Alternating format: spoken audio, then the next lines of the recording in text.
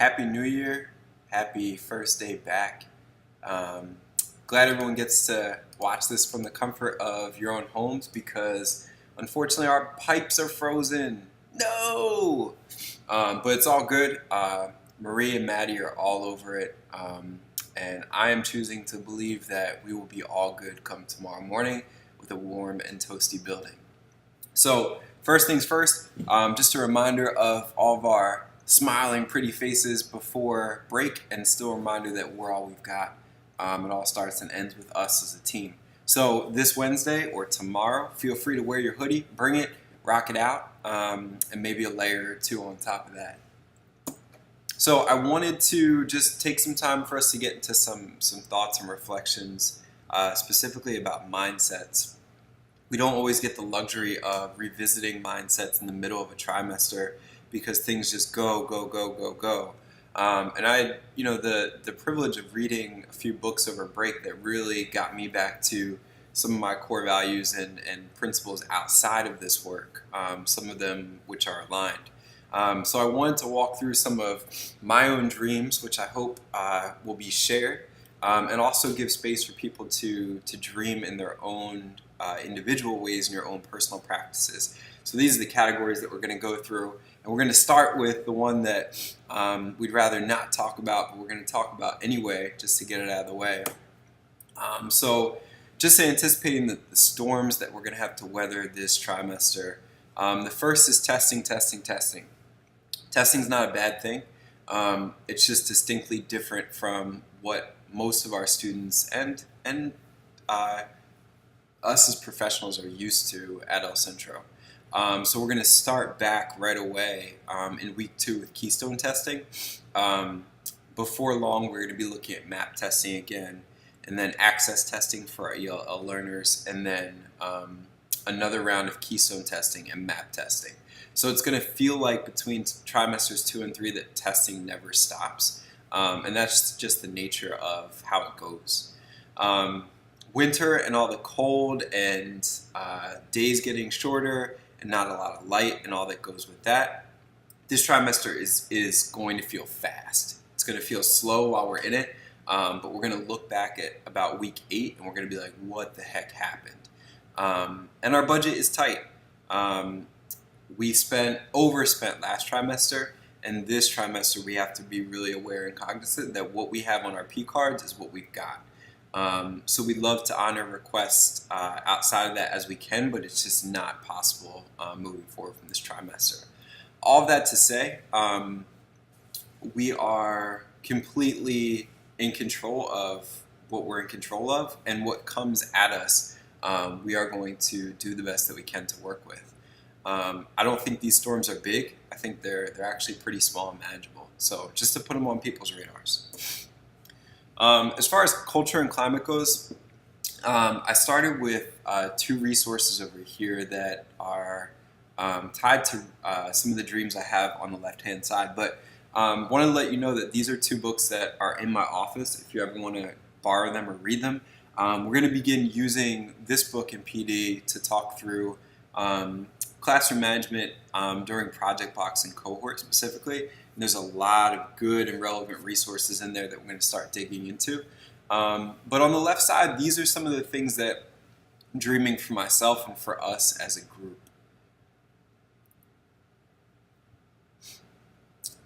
Number 1, I think this is really important, and this is hard for me sometimes in the midst of what feels like a chaotic day or what feels like a really stressful day, but really and truly the mindset that we carry in and what we put out in terms of our intentions is what we're going to bring back. And that doesn't just mean us as individuals, that means us as a whole unit. So I'm trying to walk in tomorrow with that in mind. The heat's going to be on and running. Students are going to be ready. We're going to be ready for them. Orientation is going to go really, really smoothly. Students are going to be excited about their time here. We can't take for granted the attitude and the mindsets that we bring in are going to put out the energy that brings back what we truly want.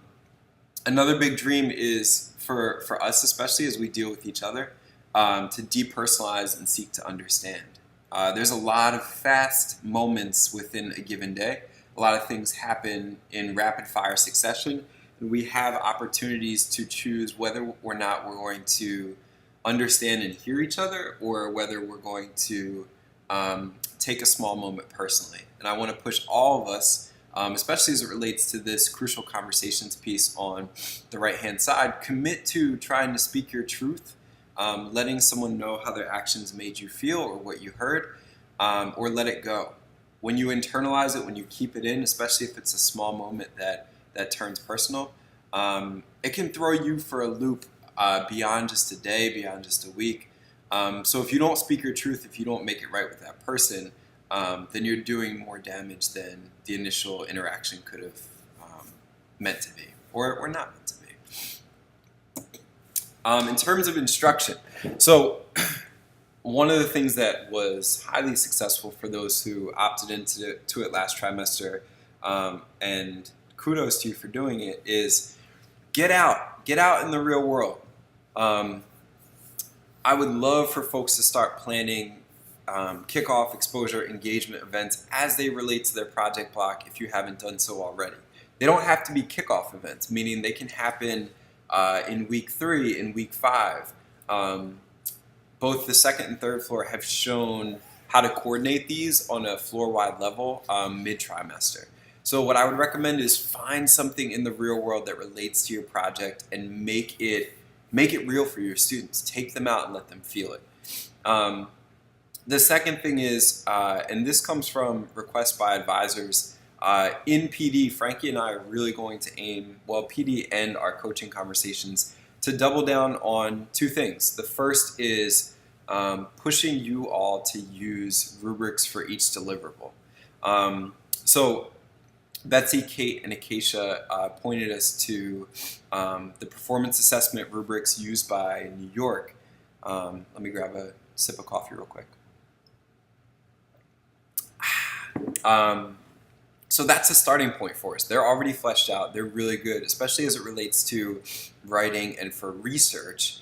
And we also have a ton of other networks to tap into for our own rubrics. We don't have to recreate wheels that already exist this year. I think writing rubrics for deliverables that we're going to keep using, as well as structures related to writing, research, mathematics, like we can do that work over the summer for next year.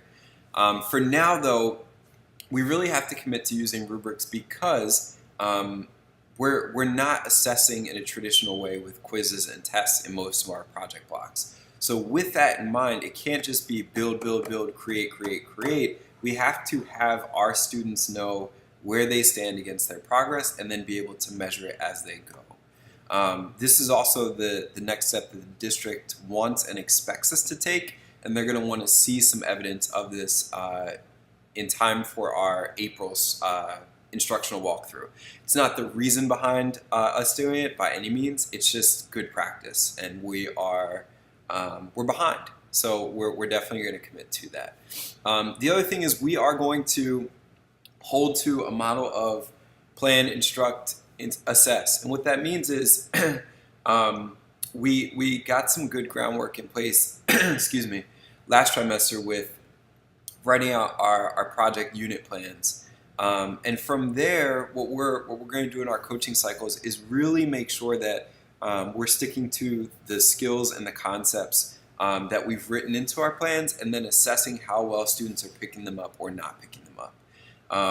So if you're struggling with planning, if you're struggling with the instructional piece, do not worry. We have a ton of resources ready to share, more on an individual level and in our coaching conversations, but especially in PD, because we want to get better really quick in this area. Dreams for cohort. I've included the link for Leaving to Learn. I'll send you guys these slides, as well as for Big Bang 2017 and some of the Leaving to Learn videos on their YouTube channel. In short, Leaving to Learn was a book written by the co-founder of Big Picture, along with a guy who has worked with Big Picture Philadelphia as well as Big Picture Learning in general for years. But they wrote the book, and they shared this philosophy of leaving to learn, to really double down on what it means to have a learning through internship experience or learning through interest experience. It's one thing to say that, yes, internships matter and students seeking their interests matter, but it's another thing to really say, okay, yes, and here are the ways that we're going to commit to it. All of us have done a lot as a whole staff to really put our faith and trust in the cohort model and to begin to build it up. So my dreams are, number one, for you at your individual cohort leader level, as well as for each of us as staff members, innovate, try something new, dare to dream, go out and talk to a new partner, try to get that student the internship that no one thinks they would have gotten. Second, execute. So if you are a 301 or a 401, you know how crucial those steps of the internship acquisition and facilitation process are. If you're not in a place of strength right now, if you're not good at setup meetings or visits or scheduling your time, don't hesitate to ask for help. In these steps, if we don't execute, everything's going to go down the drain and students are going to, not by choice, but they're going to get over on us in the internship process. So as you need help with execution, please don't hesitate to ask for help. But my big dream is, in short, the cohort model, we believe, and others believe, that is something that could really serve the emerging alternative ed network within Big Picture and for schools that are just trying to do real-world learning in general. So my big dream is that for those that want to and those that are excited by it, that you take what we've learned from the cohort model and sort of what we've built this year and share it at Big Bang this summer. And ideally be able to take 2 or 3 students with us to share their experiences as well. We can absolutely, even if we are learning as we're building, be the ones who teach it back to folks who have not even a building block in place. And that's what I see for our staff. That's what I see for us in terms of where we're at and where we're going with our cohort model. As far as advisory goes, one of the things that I really want us to think of advisory as is a really intentional block in which to not only coach and guide students, but also an intentional block to build a unit that supports itself. What I mean by that is you can only do so much as an advisor working with 18 or up to 20 students. Where we can expand our reach is if we work to build a unit that holds the rest of the members of the unit accountable, a unit that works with each other to push them on their goals, and a unit in which there is safety, security, and ideally support. So I said support a million times, but that's what I want us to see advisory as moving forward. To that end, I don't want the community building to leave by any means, but that's where we default, and that's what becomes our common practice, and that should be one part of it. So ideally, that community building piece helps you to build the unit, and then what? How do we leverage advisory to get students to a place where they can start to dream big, where they can start to really think critically about their next steps at El Centro and in life, and ideally where they can push each other to become better versions of self, both at El Centro and elsewhere. As it relates to assessment and exhibition, I said LOL again, but for real. So I've plugged this many times, and I feel like just sending it out is not doing it justice. We should probably dissect it in PD and go over it together. But years ago, Big Picture Learning filmed an advisory series in which they showed advisory in action. And I think they did it because they realized that advisory at Big Picture is expanded, it's different, it's more robust, and there are a lot of pieces that are not readily understood. So there's 6 episodes, and I always point to this episode, in which the student is exhibiting. I think it's queued up, so when you click on it, it'll come up right to our exhibition. But what you'll see here is number one, and this is like my big dream, is that going to next trimester, exhibitions become a defense of learning. This might not happen for Gateway right away, but I think we're in a place where we're teetering on. Exhibitions right now are, I'm going to review all the things that I've done, that I've made, and my experience. I think we're not too far off from making it. I want you to show us what you've learned and prove that you've learned it. So in here you'll see the young woman's binder is full of artifacts. It is full of evidence of what she's learned. And then in the question and answer, it's targeted at, I need more information about this. I need to see that you've actually learned this. Again, I don't think we're too far off. I think a lot of it has to do with how we frame it. And exhibitions should absolutely, if they're going to be our ultimate assessment, they should be a defense that the student has learned and the process by which they've learned what they've learned. In addition to assessment as a building block and not just waiting to the exhibition, again, using rubrics as a starting point to measure growth. The only way that we're going to do that well is if we intentionally plan our projects around assessment and think about, before we plan out what we're going to do, well, how am I going to assess the skills and the concepts that I've planned out for my project-based unit. We're also going to flow in some non-cognitive variables.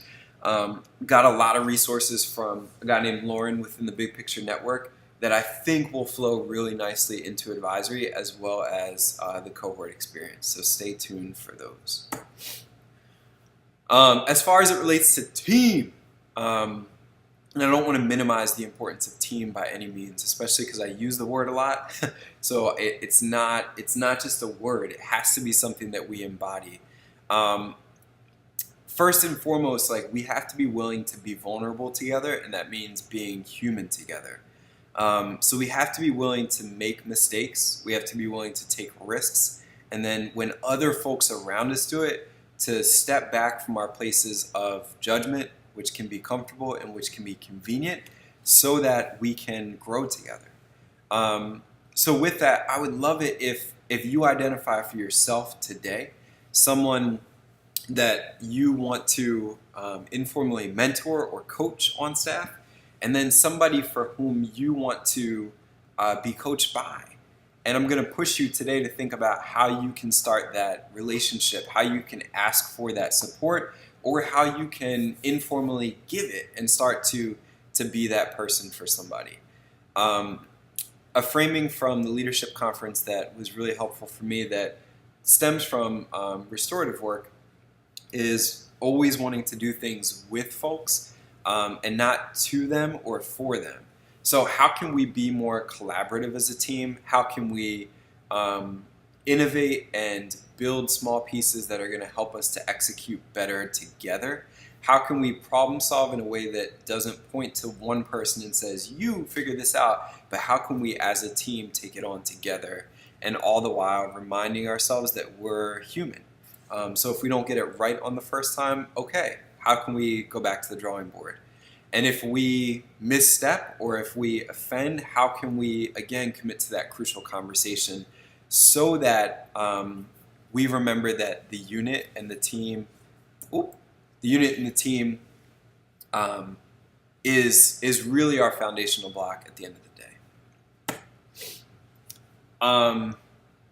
And at the end of the day, balance of sustainability and self-care comes back into focus for me. So I'm going to replug something that I think I put in, I forget which section it was in, but lead with what you love.